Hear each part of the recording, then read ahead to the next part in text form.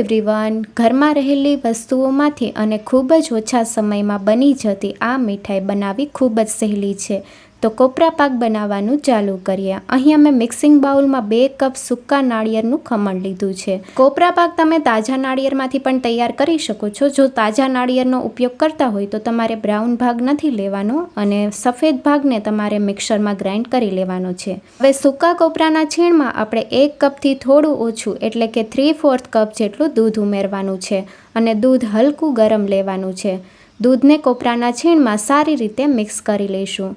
કોપરાના છીણમાં સારી રીતે દૂધ એબ્સોર્બ થઈ ગયું છે. તો અહીં આપણે નાળિયેરનું ખમણ સૂકું લીધું છે એટલે દૂધ ઉમેરશું એટલે એકદમ સોફ્ટ તૈયાર થઈ જશે. હવે ઢાંકણ ઢાંકીને 10થી 15 મિનિટ માટે મૂકી દઈશું જેથી કોપરાનું છીણ એકદમ સોફ્ટ તૈયાર થઈ જશે. લગભગ 15 મિનિટ જેવું થઈ ગયું છે અને કોપરાનું છીણ જોઈ લઈશું. કોપરાનું છીણ પહેલાં કરતાં એકદમ સોફ્ટ થઈ ગયું છે. તો હવે કોપરા પાક બનાવવાનું ચાલુ કરીએ. મીડિયમ ગેસની ફ્લેમ ઉપર અહીં અમે પેન રાખેલું છે. તમે કોઈ પણ જાડા તળિયાનું વાસણ લેવાનું જેથી કોપરા પાક બનાવતી વખતે કોપરાનું છીણ તળિયે બેસી ન જાય. હવે 2 કપ કોપરાનું છીણ લીધું છે તો 1 કપ ખાંડ લેવાની છે. આ માપ એકદમ પરફેક્ટ છે. હવે મીડિયમ ટુ લો ગેસની ફ્લેમ ઉપર ચમચાને આ રીતે હલાવીને ખાંડ પીગળે ત્યાં સુધી થવા દઈશું.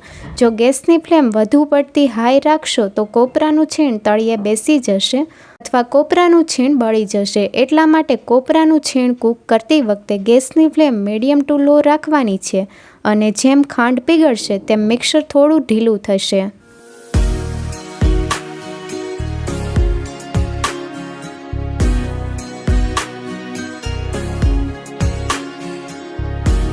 કોપરાના છીણ સાથે ખાંડ સારી રીતે મિક્સ થઈ ગઈ છે અને લગભગ 2 મિનિટ જેવું થઈ ગયું છે. ખાંડ બધી પીગળી ગઈ છે અને ખાંડ પીગળવાને લીધે મિક્સર પહેલાં કરતાં થોડું ઢીલું થઈ ગયું છે. અહીંયા આપણે મિક્સરને ત્યાં સુધી કૂક કરવાનું છે જ્યાં સુધી મિક્સર થોડું ડ્રાય ન થઈ જાય.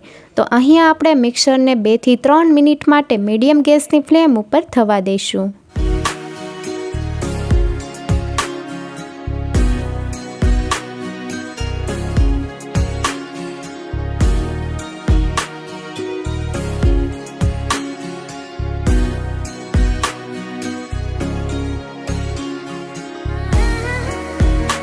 મિક્સર પહેલાં કરતાં થોડું થીક થઈ ગયું છે. તો હવે આ સમયે મોઢામાં મૂકતા પીગળી જાય તેવી બરફી બનાવવા માટે અહીંયા આપણે અડધો કપ જેટલો માવો લીધો છે.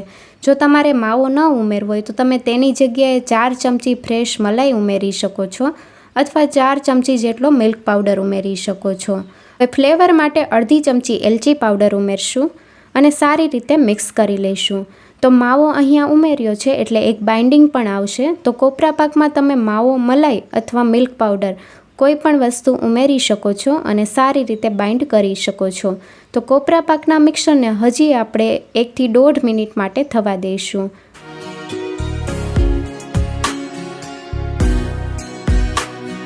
લગભગ 2 મિનિટ જેવું થઈ ગયું છે અને માવો સારી રીતે મિક્સ થઈ ગયો છે. હવે થોડું મિક્સર લઈને આપણે ચેક કરી લઈશું.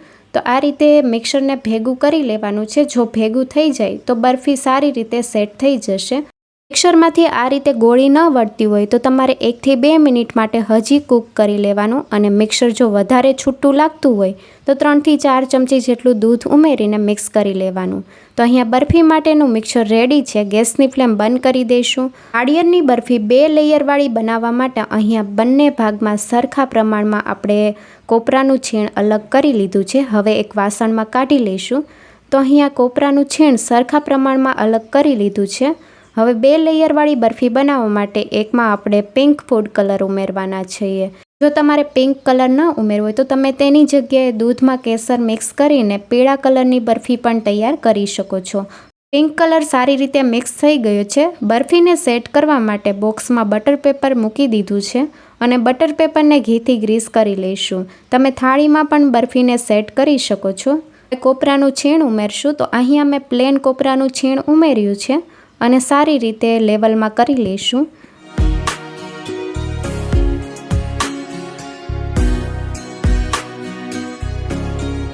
હવે બીજા લેયર માટે આપણે પિંક કલરનું મિક્સર ઉમેરશું અને તે પણ સારી રીતે લેવલમાં તૈયાર કરી લઈશું. અને હવે ઉપરથી આપણે પિસ્તાની કતરંગ ઉમેરશું. તમે કાજુ અથવા બદામ પણ ઉમેરી શકો છો. ચમચીની મદદથી પ્રેસ કરી લેવાનું જેથી બરફીમાં સારી રીતે સેટ થઈ જશે. અને હવે 2 કલાક માટે આપણે સેટ થવા દઈશું. તો અહીંયા આપણે ફ્રીઝમાં નથી મૂકવાનો, બહાર જ આપણે રાખશું. સારી રીતે સેટ થઈ ગયો છે અને હવે આપણે બોક્સમાંથી કાઢી લઈશું. બરફીના પીસ કરી લઈશું. તો બરફી સારી રીતે સેટ થઈ ગઈ છે અને પીસ પણ સારી રીતે તૈયાર થઈ ગયા છે. બરફીને સર્વિંગ પ્લેટમાં સર્વ કરીશું.